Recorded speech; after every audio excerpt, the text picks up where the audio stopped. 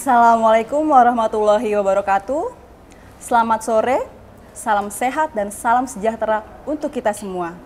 Bersama saya, Delianti Ganesa, yang akan memandu acara Bincang Brida.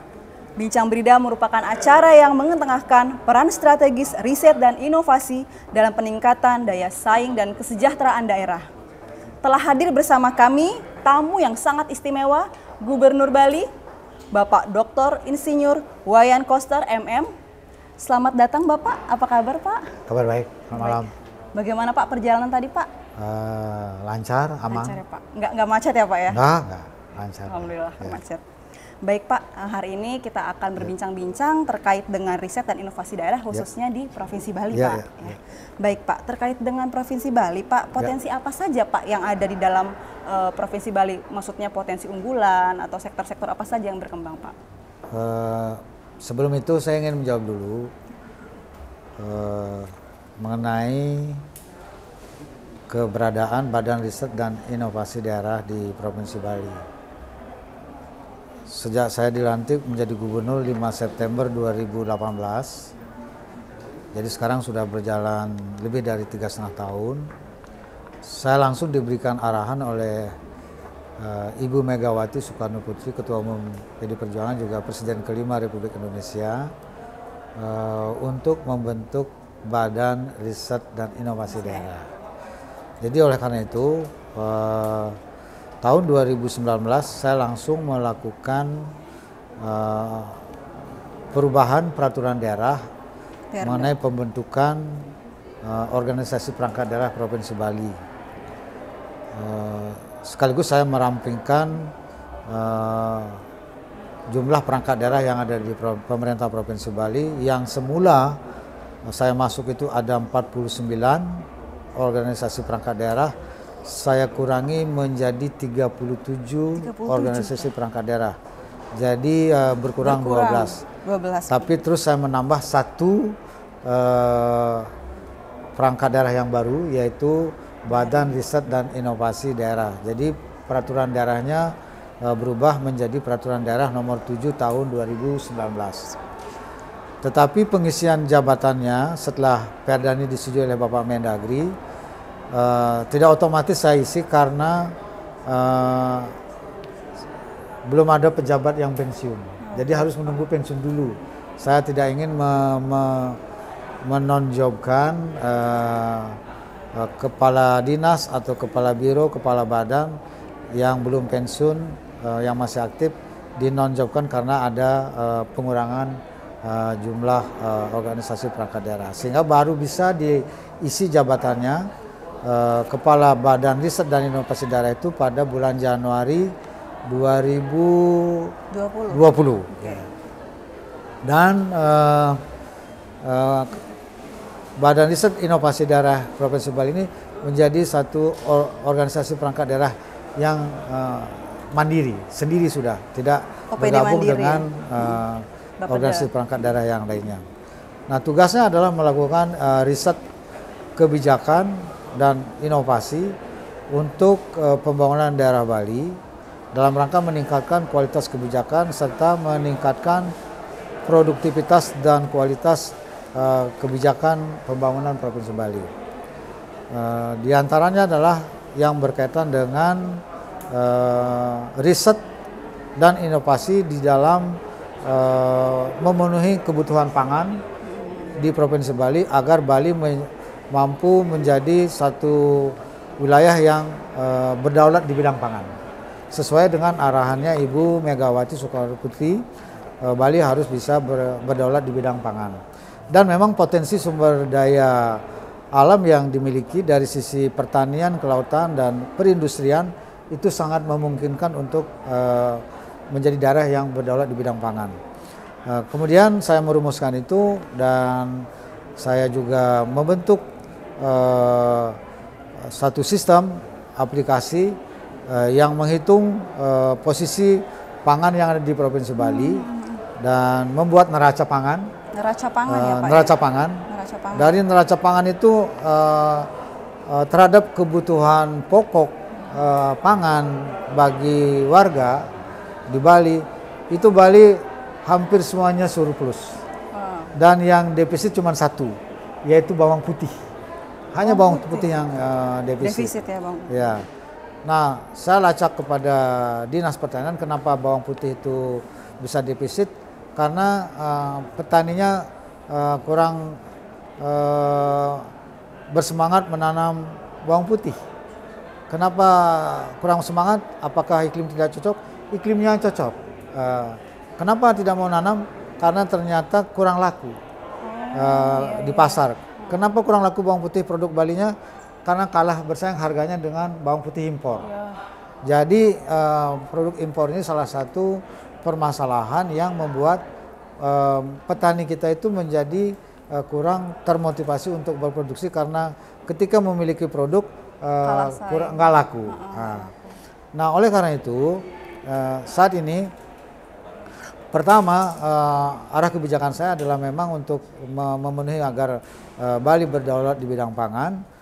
Riset dan inovasi yang dilakukan oleh Badan Riset Inovasi Provinsi Bali itu bekerja sama dengan perguruan tinggi yang ada di Bali maupun juga di luar Bali, lembaga riset dan lembaga badan usaha dan industri. Nah, berkaitan dengan itu, sekarang ini kami sudah melakukan satu riset, diantaranya adalah yang berkaitan dengan satu kebutuhan untuk pangan dan juga untuk upacara yang sangat tinggi kebutuhannya di Provinsi Bali. Selama ini contoh misalnya ada bunga gumitir atau bunga, kalau dalam bahasa Indonesia dinamakan dengan bunga marigold. Itu setelah diriset oleh peneliti dari Udayana dan dari IPB, saya bekerja sama, itu benihnya diimpor dari Thailand. Ya.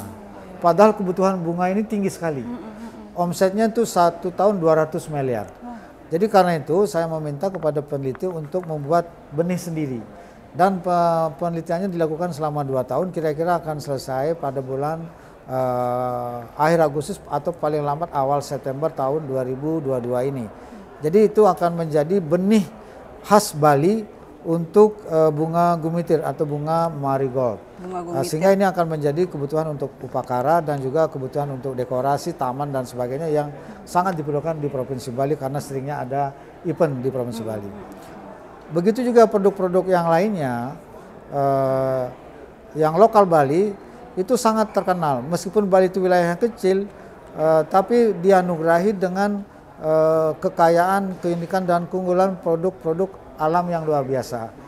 Ada beras Bali, ada jeruk Bali, ada manggis Bali, ada pisang Bali, ada salak Bali, macam-macam. Branding Bali, ya. Hortikultura dan juga peternakannya. Nah, di antara itu sekarang ini yang harus kami kembalikan adalah di antaranya yang sangat terkenal dulu jeruk Bali. Jeruk Bali ya. Dulu Pak, jeruk Bali sangat terkenal waktu saya kecil. Termasuk di desa saya itu penghasil jeruk Bali yang sangat terkenal dan jumlahnya banyak. Ternyata tahun 84 terkena virus CPPD, hancur. Dan sampai sekarang belum bisa dikembalikan. Sekarang saya sedang menugaskan tim peneliti untuk melakukan penelitian mengapa ini belum bisa pulih. Apa cara yang harus dilakukan untuk melakukan pemulihan ini sehingga jeruk Bali ini bisa ditanam kembali dan bisa menjadi produk yang dihasilkan dari para petani kami di Bali. Begitu juga produk yang lain. Di antaranya adalah garam tradisional lokal Bali. Saya sekarang sedang meningkatkan produktivitas garam tradisional lokal Bali karena garam tradisional lokal Bali ini memiliki cita rasa yang khas, sangat enak dipakai untuk dikonsumsi melalui makanan, bahkan untuk kesehatan sampai ini diminati oleh negara-negara luar. Kami ekspor garam. Ekspor garam. Tetapi garam tradisional lokal Bali yang khas ini terbentur oleh satu peraturan, yaitu keputusan Presiden nomor 69 tahun 1994 tentang garam beriodium. Jadi karena garam tradisional lokal Bali ini itu dinilai kadar yodiumnya kurang dari 30%, maka tidak bisa masuk ke pasar modern dan pasar swalayan yang ada di Bali.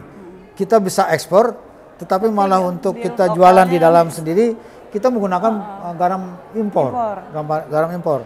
Nah, karena itu saya sudah mengusulkan agar keputusan presiden ini dan ada peraturan menteri di bawahnya yang menghambat penggunaan produk lokal seperti garam tradisional lokal Bali, termasuk juga produk-produk lokal yang lainnya, ya seperti beras dan juga buah-buahan serta sayur-sayuran.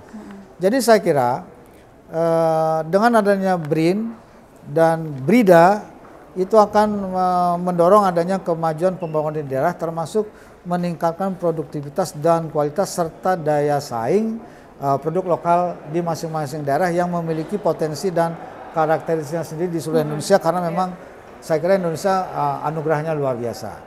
Jadi sebagai negara agraris, kalau kita impor beras itu malu, harusnya. Iya, Pak. Ya. Iya, betul. Impor bawang putih malu, impor bawang merah apalagi, sampai impor cabai gitu kan malu.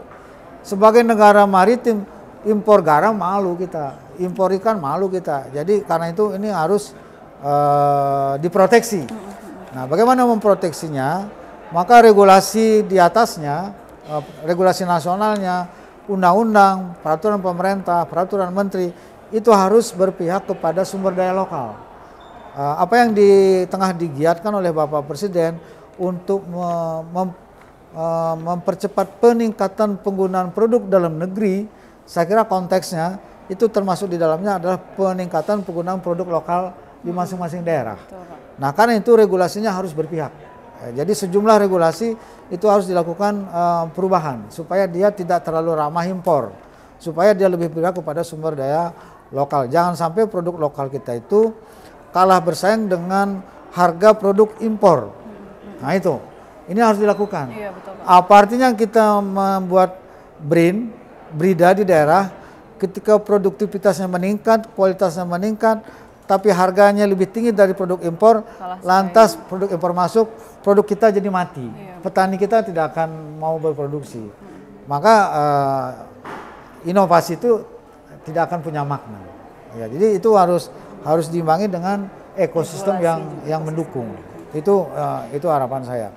Nah, di luar itu, saya sendiri semenjak membentuk Badan Riset dan Inovasi Daerah ini, waktu terjadi pandemi COVID-19, itu kita melakukan riset untuk penanganan COVID-19 di Provinsi Bali.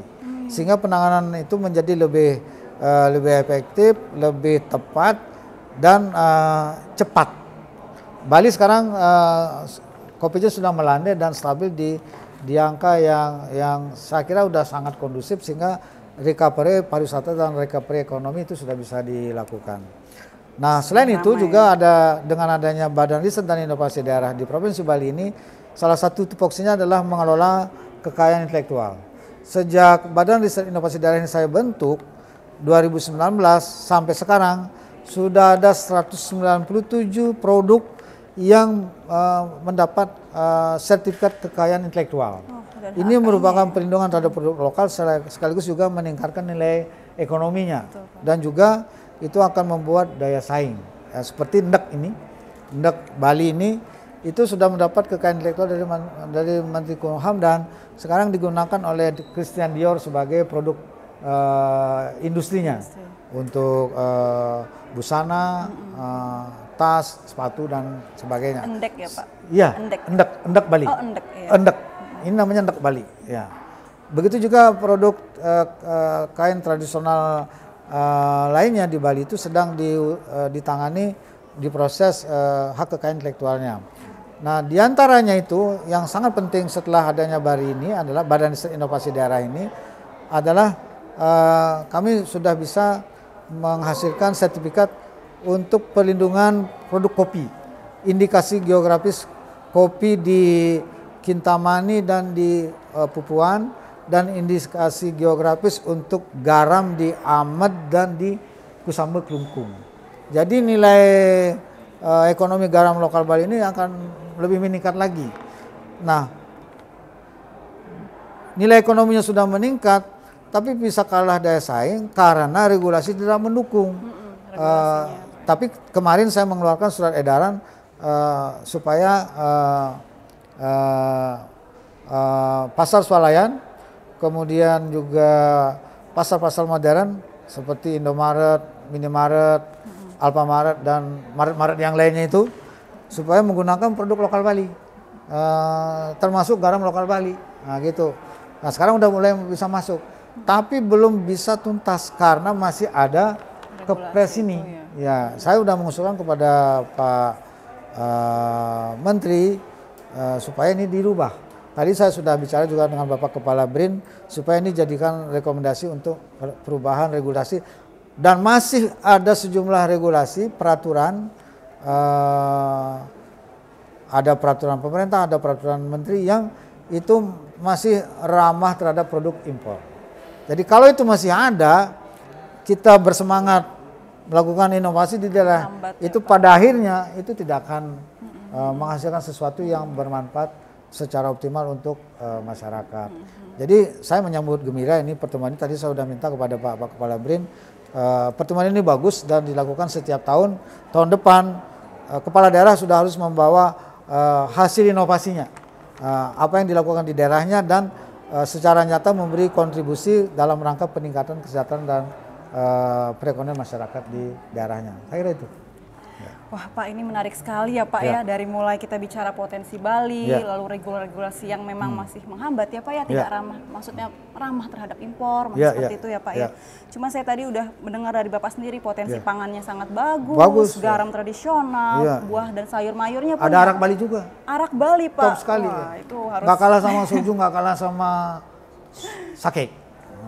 Udah kayak di Jepang ya Pak ya. Jadi saya mau jadikan itu minuman welcome drinknya di hotel-hotel. Welcome drink, baik Pak. Lalu tadi saya juga mendengar sudah ada 191 produk dengan HKI 197. 197 produk yang sudah ada kekayaan intelektual. Itu sangat menarik. Tadi juga saya penasaran sebenarnya Pak, setelah yang Bapak jelaskan tadi Pak, selain regulasi tadi Pak, apa saja Pak kendala-kendala yang Bapak rasakan untuk mengembangkan riset-riset dan inovasi di daerah Bapak? Sebenarnya kalau untuk riset dalam jangka pendek ini tidak ada masalah karena kita berkolaborasi dengan perguruan tinggi. Badan Riset Inovasi Daerah ini kan belum memiliki sumber daya yang dicetak untuk menjadi peneliti. Karena mereka itu adalah birokrat, ya, tenaga teknis, bukan peneliti. Peneliti tidak bisa diciptakan dalam waktu singkat, tapi tersedia di perguruan tinggi. Maka para peneliti yang ada di perguruan tinggi ini yang kami ajak untuk bersinergi melakukan riset yang bisa mendukung kebijakan pembangunan di daerah. Itu sudah ada hasil dan bisa kita berdayakan. Jadi tidak perlu kita dengan biaya mahal mencetak peneliti sekarang, tapi kita bisa memberdayakan peneliti yang sudah ada. Tinggal mengarahkan dengan penelitian secara tematik sesuai dengan prioritas di daerah. Sehingga penelitian dosen itu pun juga bermanfaat, tidak menjadi penelitian yang hanya untuk kepentingan penelitian mencari jabatan fungsional, naik jabatan fungsional, tapi juga bisa diberdayakan untuk pembangunan daerah gitu. Baik Pak, berarti tidak ada kendala berarti ya Pak ya? Ini kalau sudah ada inovasi berarti kan harus didorong kepada petaninya. Petani saya kira akan mau. Bagaimana memotivasi petani ini? Pasarnya yang harus dibuka. Pasar ini di hilir ini, kalau di hulu kita udah mudah, itu kita bisa lakukan karena itu determinan penuh pemerintah. Nah, di hilirnya ini jangan disumbat, jangan dihambat. Apa hambatannya? Regulasi. Bagaimana regulasinya ini supaya berpihak kepada produk lokal. Jadi kita ini harus mulai membatasi impor produk yang memang sudah bisa diproduksi oleh Bali sendiri. Produk kita di para kepala daerah kita di masing-masing daerah sesuai dengan potensinya itu. Nah, jadi saya kira Bapak Presiden sudah sangat tepat arahan beliau, kebijakan beliau menggunakan produk dalam negeri, termasuk di dalamnya adalah produk lokal. Jadi karena itu regulasinya ini harus dibuka. Ya, harus berpihak kepada pasar kita di dalam negeri. Walaupun lebih mahal dia harganya, tapi dia bermanfaat untuk meningkatkan ekonomi masyarakat, meningkatkan kesejahteraan masyarakat. Saya kira itu lebih penting daripada kita menggunakan produk impor yang harganya lebih murah, tapi yang sejahtera kan petani yang di sana, ngapain? Iya, betul, Pak. Gitu kan, itu berarti kan meninggalkan alam kita, meninggalkan petani kita, nelayan kita, gitu menurut saya. Jadi lebih mahal dikit, tapi yang hidup masyarakat kita, sejahtera masyarakat kita, itu lebih penting. Gitu. Berarti kuncinya ini regulasi ya Pak ya? Regulasi, iya. Harus berpihak pada masyarakat lokal, produk lokal ya Pak ya? Termasuk pelakunya yang tidak sehat. Iya. Gitu. Sangat-sangat menarik nih Pak diskusinya nih Pak. Kalau misalnya tadi sudah dijelaskan terkait inovasi yang ada di Bali Pak, menurut Bapak Pak, apa saja Pak peran-peran atau upaya-upaya Bapak yang sudah dilakukan untuk pembinaannya Pak, riset dan inovasi dalam mengembangkan ini ekonomi di Bali, pembinaannya? Kami kerjasama dengan perguruan tinggi, dengan MOU.